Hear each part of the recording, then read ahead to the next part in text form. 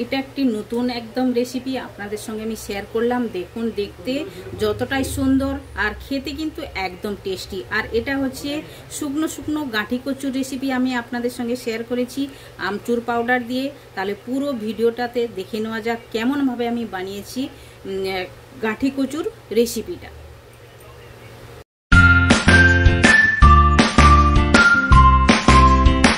Hello everyone, welcome to my channel. কি রান্না করিতে আপনাদের সবাইকে স্বাগত। আশা করি আপনারা সকলে ভালোই আছেন। তো আমি আজ গাঁঠি কচুর রেসিপি আপনাদের সঙ্গে শেয়ার করব, যেটা বানানো তো একদম আলাদা টাইপের আমি বানিয়ে আপনাদেরকে দেখাবো। আর বানানো একদম ইজি, আপনারা বাড়িতে এই রেসিপিটা একবার ট্রাই করতে পারেন।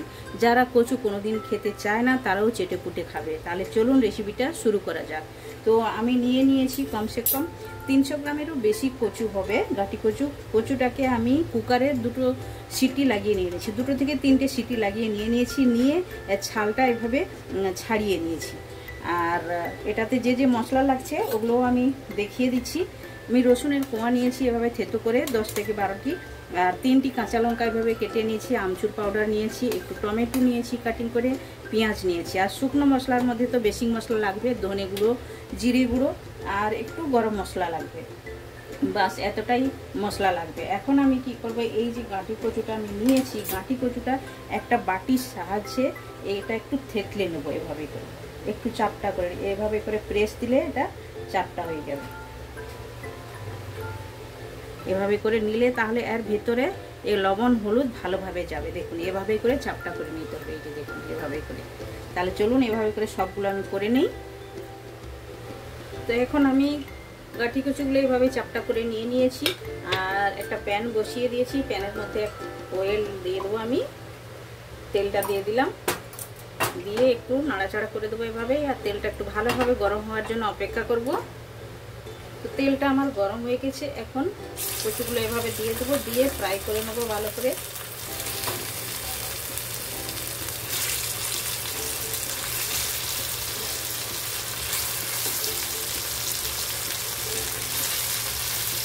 প্যানের মধ্যে যতগুলো আছে ওইভাবে দিয়ে ফ্রাই করে নিতে হবে।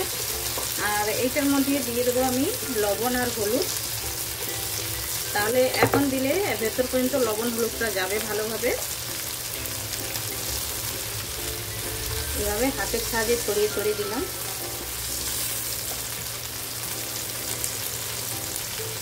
আর দেবো হলুদ গুঁড়ো।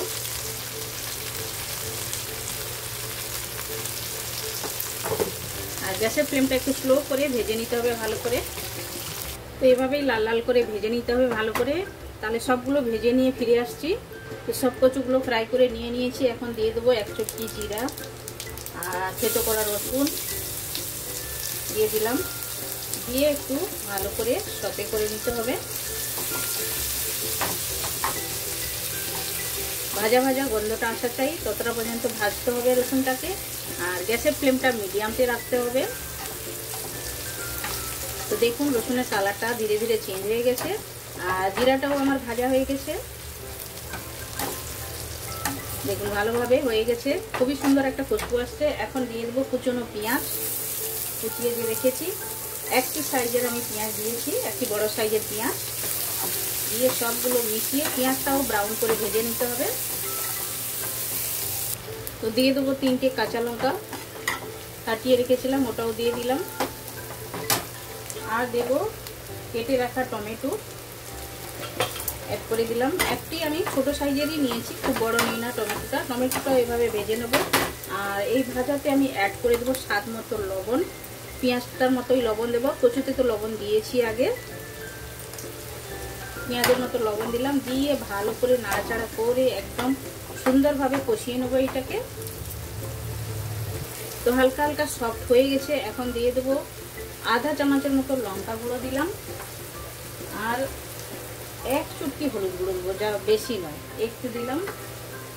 আর একটু দেবো ধনের গুঁড়ো আধা চামচের মতো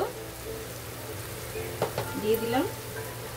আর দেবো এটা গরম মশলা, আপনারা চাইলে তড়কা মশলা দিতে পারেন, খুবই ভালো লাগবে। এটা দিয়ে দিলাম। দেওয়ার পরে এখন দিয়ে দেবো আমচুর পাউডার, 1/2 টেবিল স্পুন মতো নিয়েছি, এটাও দিয়ে দিলাম। দিয়ে ভালো করে এই মশলাগুলো নাড়াচাড়া করে নেব। এভাবেই করে নাড়াচাড়া করতে হবে। খুবই সুন্দর একটা ভাজা ভাজা খুশবু আসা চাই মশলাটা। তো দেখুন ভালোভাবে মশলাটা নাড়াচাড়া করে নিয়েছি। এখন ভেজে রাখা কচুগুলো আমি দিয়ে দিলাম। দিয়ে এইটার মধ্যে ভালো করে এভাবে করে মশলাটা যেন গায়ে লাগে এভাবেই করে ভাজা ভাজা করে নিতে হবে একদম সুন্দর করে। আর এটাতে কোনো জল দেওয়া চলবে না, বিনা জলেই এই রেসিপিটা তৈরি হবে। খেতে কিন্তু খুবই ভালো লাগে। তো দেখুন এটা একদম রেডি হয়ে গেছে। এখন উপর থেকে একটু ধনেপাতা ছড়িয়ে দিলাম, দিয়ে এটাও আমি হালকা হাতে নাড়াচাড়া করে দেবো এভাবে। তাহলে চলুন প্লেটিং করে আমি আপনাদেরকে দেখাচ্ছি। এটা একদম রেডি হয়ে গেছে। দেখুন দেখতেই যতটাই কালারফুল, খেতে তো অতটাই টেস্টি। তো আপনারা দেখুন গাঁঠি কচুর রেসিপিটা আমার একদম রেডি হয়ে গেছে। দেখতে যতটাই সুন্দর, খেতে অতটাই টেস্টি। আর আমি আমচুর পাউডার ব্যবহার করেছি। আপনাদের কাছে আমচুর পাউডার না থাকলে আপনারা নাবানার সময় একটু লেবুর রস দিলেও চলবে। আর ওইভাবে দিয়ে আপনারা বানিয়ে খেতে পারেন। এটা খেতে কিন্তু দুর্দান্ত স্বাদের হয়ে থাকে। একটু টক টক ঝাল ঝাল লাগবে, খেতে খুবই ভালো লাগবে। খেতে ভাতের সঙ্গে তো একদম জমে যাবে। আপনারা বাড়িতে একবার ট্রাই করতে পারেন। এই রেসিপিটা একদম নতুন, একবার বানান, খান। আর কমেন্ট সেকশনে গিয়ে কমেন্ট করে আমায় বলুন আপনাদের এই গাঁঠি কচুর শুকনো রেসিপিটা কেমন লেগেছে। ভালো লেগে থাকলে লাইক শেয়ার কমেন্ট করবেন। আর যারা এখনো পর্যন্ত চ্যানেলটি সাবস্ক্রাইব করেননি প্লিজ চ্যানেলটি সাবস্ক্রাইব করে নেবেন। বেল আইকন অবশ্যই প্রেস করবেন, তাহলে নিত্য নতুন রেসিপি আপনারা সঙ্গে সঙ্গেই দেখতে পাবেন। আবার দেখা হচ্ছে নতুন কোনো রেসিপির সঙ্গে। সবাই ভালো থাকবেন, সুস্থ থাকবেন। আপনারা আপনাদের কিমতি টাইম আমায় দেওয়ার জন্য আপনাদেরকে অনেক অনেক ধন্যবাদ।